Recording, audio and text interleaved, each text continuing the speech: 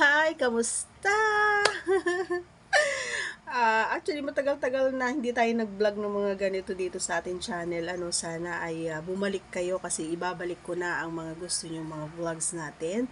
Yan, na-miss nyo ba ako mga idol? Sana na-miss nyo nga ako kasi ako na-miss ko po talaga kayo.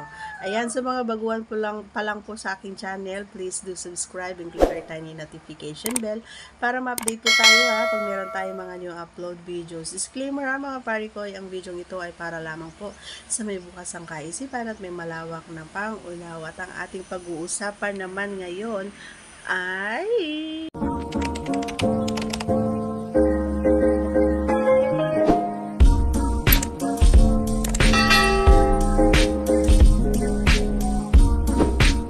sabi ni Idol sa akin, Idol, maingay ka ba kapag kinakain ka?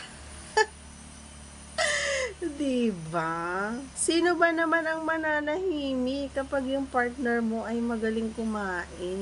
Diba? Kapag kumakain ka ng petsa, hindi ba maingay? Gani ba ganon? Lalong-lalo na kapag crunchy yung petsa, yung bagong-bagong hugas, bagong luto, masos, masabaw. Diba?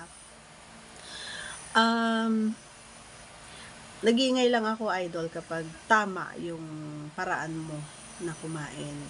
Ayan, so iba kasi yung masarap na pag-big-o sa napipilitang pag-big-o or yung pag-iingay.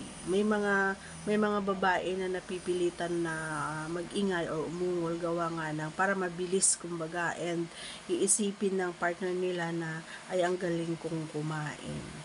Pero ang totoo nun, nahihirapan siya or nasasaktan siya kasi kinakagat mo yung kanyang mani. Kaya iwasan nyo yun mga idol.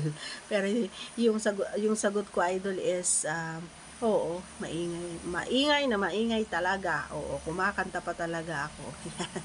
Minsan nga sinasaraduhan na ng partner ko yung bunganga ko kasi sobrang napapa ako.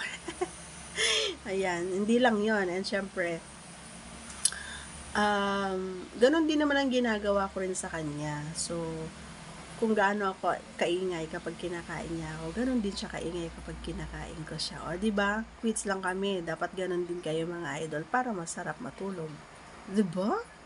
Tama, mali. Ganun lang, give and take lang tayo mga idol. Wag yung sarili nyo na pansariling lang, kasi kaligayahan yung iniisip nyo. Dapat pantay, dapat parehas. Ayan. Kung kaya mong higitan, higitan mo. Ayan. Kung mas magaling ka, mas maganda. Kasi yun yung mga hinahanap ng mga babae na mga partners. Ayan. Pero hindi ko naman sinabi na kapag hindi ka magaling, hindi ka na gusto ng babae. Hindi. Syempre, may mga yan. Nasa inyo yan mag-partner. Okay? So, that's all for today's video. Nasagot ko naman na yung katanungan, Idol. Once again, please don't forget to subscribe and click our tiny notification bell so that you'll be updated every time we have a new upload videos. Thanks for watching. Bye!